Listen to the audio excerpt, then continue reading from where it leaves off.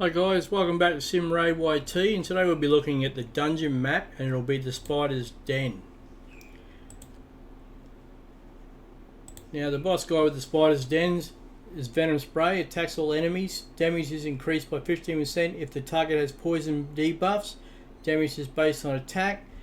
Enfeeble, attacks all enemies, has a 70% chance of decreasing the turn meter by 30%, damage based on attack.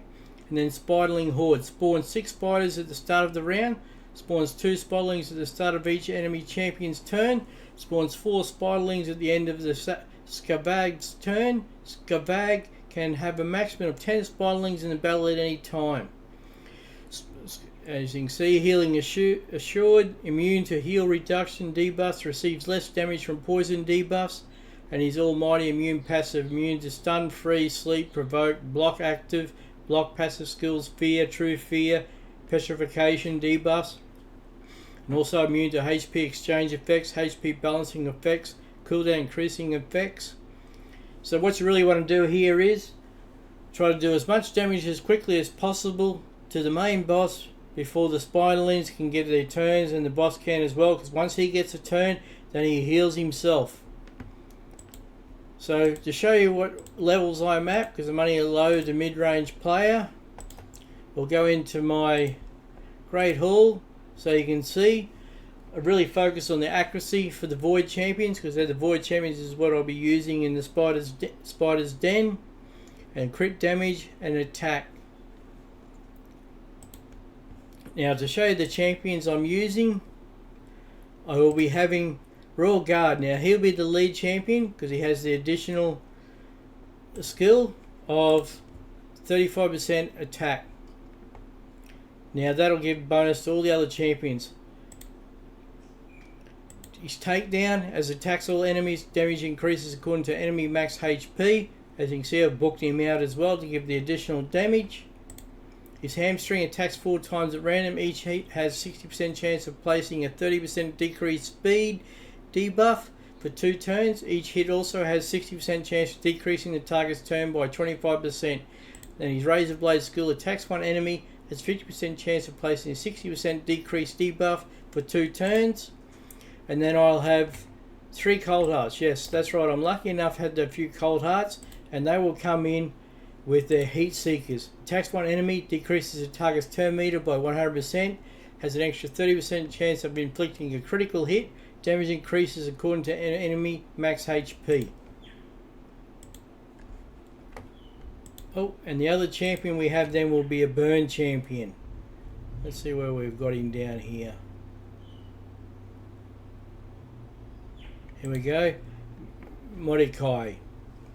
As you can see, he has a 75% chance placing a HP burn debuff on all enemies for 2 turns. Places 50% increased attack buff on all allies for 3 turns.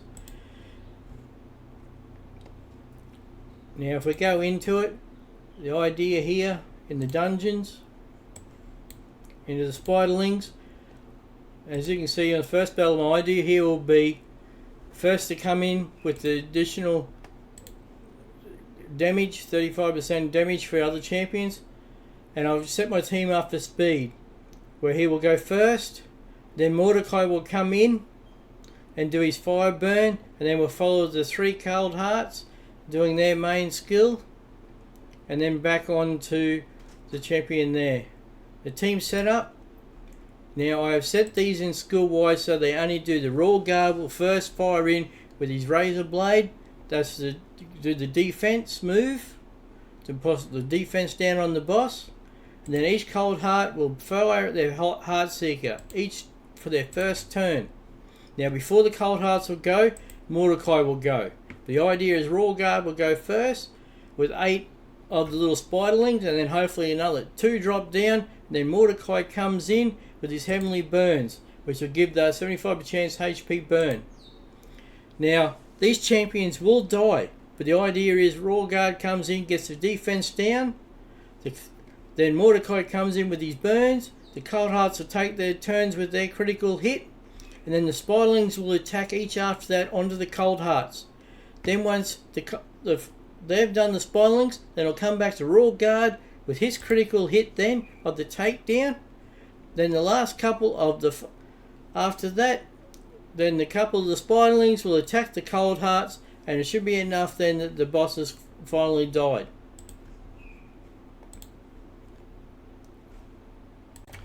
Before we get underway here with these fights, I should actually show you how the skills I have, the masteries on these champions.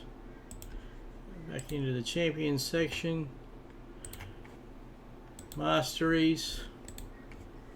As you can see, he's on offense, crit damage, an additional 5% crit rate, crit damage, heals by 5% of the damage inflicted when attacking with 50% HP or less, increases damage inflicted by 6% when attacking targets with higher max HP, increases damage inflicted by this champion's default skill by 2% each time it is used during the battle, stacks across each round in the battle of 10%. Has a 6% chance of inflicting bonus damage when attacking. Bonus damage is equal to 10% of the target champion's max HP or 4% of the target max HP when attacking bosses.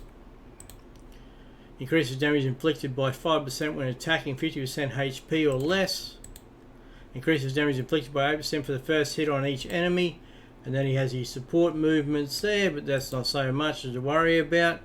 Each Cold Heart, their masteries are all set up exactly the same. Crit rate of 5%, crit damage, increases damage inflicted by 5%, increases damage inflicted to targets with less than 40% HP by 8%, increases damage inflicted by 6% when attacking targets with max higher HP, increases damage inflicted by 6% in the arena and 3% in all other locations for each enemy killed by this champion in battle. We have increases speed by 6 for each enemy killed by this champion. Has a 30% chance of decreasing the cooldown of a random skill by 1 turn.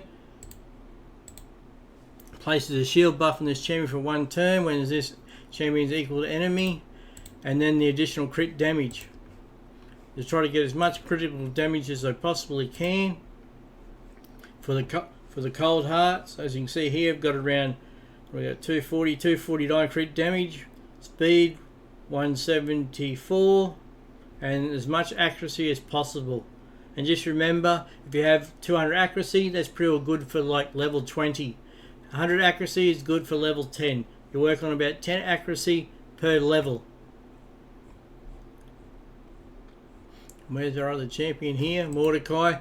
Mordecai really haven't done anything on him. We've only got a few masteries. It's just for defense, but it's not so much to worry. He's just there for his burn skill.